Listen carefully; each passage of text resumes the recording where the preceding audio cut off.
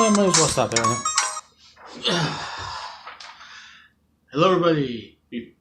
Before that gave me some freaking copyright strike. My name is Snipe Miss Fun, and welcome you all back to the 33rd character here on the Super Smash Bros. 5 speculation and theories and newcomer ideas. Obviously number character 33, and as mentioned in the Prince Sable video last time, Urbosa, the final champion from Breath of the Wild. And I had to do something to enter differently, and I put on the music, the day theme, I think from Gerudo Valley. I believe that's what this was from. Let me try. Yeah, Gerudo Town's day theme. And hopefully I didn't put too much on it, so Nintendo, please don't do anything with the video, please. I'm here to talk about Urbosa. I don't want you coming on my video like this. I'm trying to help you. I'm trying to spread ideas. Please don't. But Urbosa, character number 33 here on the Super Smash Bros. Series of videos about newcomers for Super Smash Bros. 5 on Nintendo Switch. And just like always, 3 categories. Why does the character make sense? Moveset ideas and percentage chance. I've already talked about Revali, I've talked about Mipha, and I've talked about Daruk. Now it's on the Urbosa. Why does she make sense? It's going to be the same as the last 3 I basically mentioned.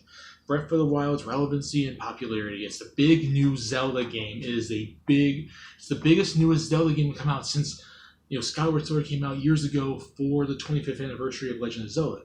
So since they're already changing Link and they're likely changing Zelda to their Breath of the Wild forms by adjusting their movesets, definitely changing their looks, which we already know Link is going to be, and I'm sure Zelda's going to be if he is changed as well.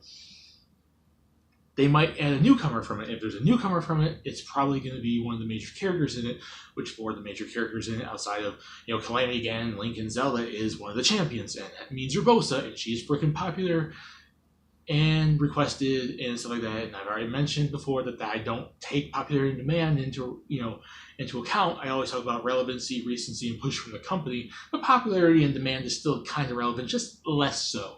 She might not be Mipha levels of popular, but she's probably one of the more popular, champions from Breath of the Wild. Also, like I basically mentioned, she's a major character in Breath of the Wild. So if they pick someone, she's at least one of the major choices, to include. And she's an interesting choice. It's a Gerudo.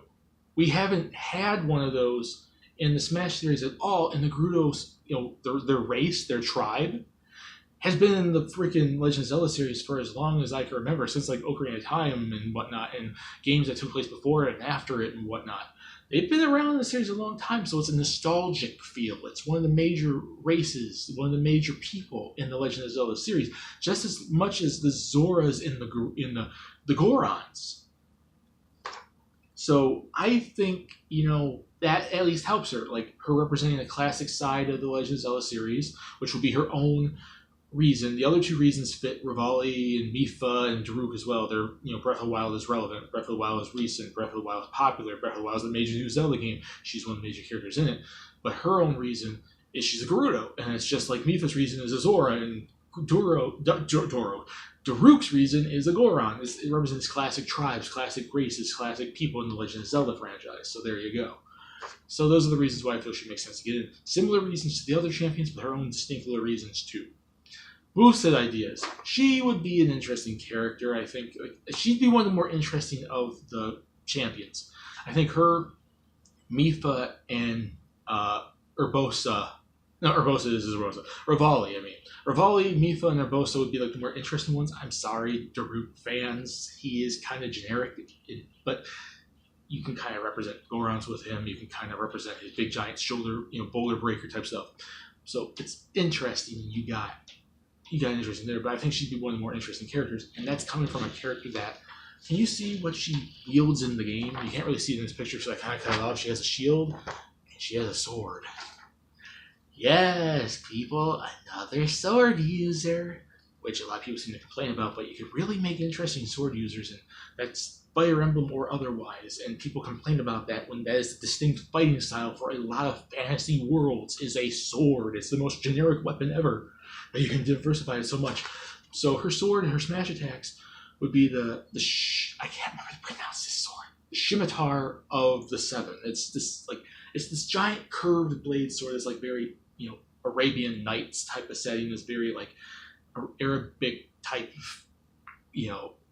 type sword, type of, like, just, I don't know how to pronounce, like, how to, like, Arabian Nights type of thing. On Arabian Nights, an Arabic type setting, like the Gerudo sword, it's called the Scimitar of the Seven, and it's just curved blade. If you play the game, you know what it is, because Link can get it after you beat her quest, after you beat that Divine Beast.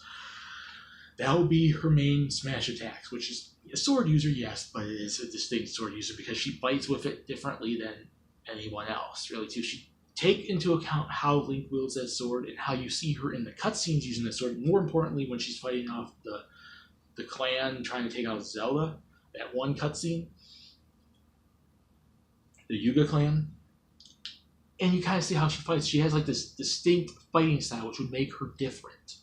And she has a shield, which I think, unlike the Smash shield where you cover yourself in the barrier, you can use for a Smash attack where she brings out the shield. Maybe if you do it in a certain way, you can maybe smash someone with the shield, but it could be used for a reflecting attack. Like they're attacking you, and then when you press the button on the smash attacks, and that makes the smash attack thing not a special attack, she takes out the shield, and if you do it a certain way, you can attack the opponent, but if you do it a specific way, when they're attacking you, they'll get reflected, probably stunned, and that can gives you an opportunity to get in there and swing your sword and be all Urbosa, Scimitar, the Seven type stuff, and attacking people.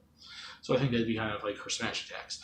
Her shield can reflect attacks and bounce them back and basically stun an opponent, so it gives you a chance to get in a small combo on them and give them some damage. And her sword will be her basic form of attack in Smash. Smash attacks. In terms of special attacks, one of the major things the Gerudos do in Breath of the Wild is the sand seals. They summon sand seals, so I would say like she could summon a sand seal to come out of the ground and attack opponents. Maybe one of them has a Gerudo riding them, and then they're like, and then the Gerudo's like, whatever the Gerudos say.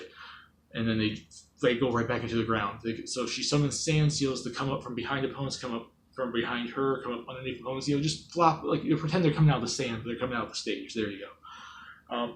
The Gerudos also are big spear users, apparently, in Breath of the Wild. So I'd say maybe a ranged attack for her could be throwing spears. I think that'd be kind of cool. I mean, it's not something she specifically does, but it represents the Breath of the Wild Gerudos. So I think that'd be kind of cool. And she also does like a downward lightning attack, which I think is from the Divine Beast. So in front of her or behind her, she can just, and then it comes down in front of her or comes down behind her. Maybe if you charge it up, it charges the distance that it can come from behind or back. So maybe it's the left B and forward B attacks, depending on what direction you're playing. And if you hold left B, and you're looking that way, it's going forward, or it's going backwards if you do right, or vice versa.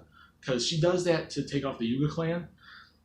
She snaps her fingers and lightning comes down from the sky, which I believe is from the Divine Beast, and that'd be an interesting, distinct ability from her attack. It'd be a good way to diversify your attacks a bit there. Have her be able to summon down lightning from the Divine Beast, have her be able to summon Sand Seal, and then throw spears alongside her smash attacks, being a sword and shield. That'd at least make her interesting. Not as interesting as my idea for how I think Mipha would fight, but just interesting enough to make her distinct and different from any other sword user, because she has other things she could do, like downward lightning from the Divine Beast, sand seals, and throwable spears.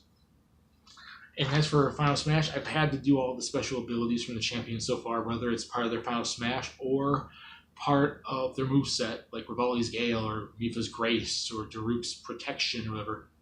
This is Urbosa's Fury, and I'm making that her Final Smash. If you don't know what Urbosa's Fury is, you never remember how Link does his spin attacks? That's it, just on a grander scale. Have her do this ultimate spin attack that just does massive, like a tornado whirlwind of damage around her. And you catch people into it and they get sent flying around. Urbosa's Fury is your Final Smash. That's what I'm giving her because it would be making sense, and it would be cool to see the spin attack Link does just on a whole other level, because you're making it epic for a Final Smash. And that's it for basically the moveset ideas. Now let's get on the percentage chance. And like I said, I'm giving all of them the same percentage chance anyway, so if you see my videos on Daruk, Mipha, or Rivali, it's a 60%. And it's because none of the champions really have anything over any of the other ones. They can go for Mipha, they can go for Daruk, they can go for Rivali, they can go for Urbosa. There's not one that makes them distinct from the others. A champion is possible, but that's why I'm giving them all 60%, because it's not the most possible choice, because we haven't gotten a Zelda new rep really since Melee, because Toon Link's not really a new character. It's just young Link looking more cartoonified. That's all it really is. So the chances of getting a Zelda newcomer is still pretty slim, because we haven't got one since Melee.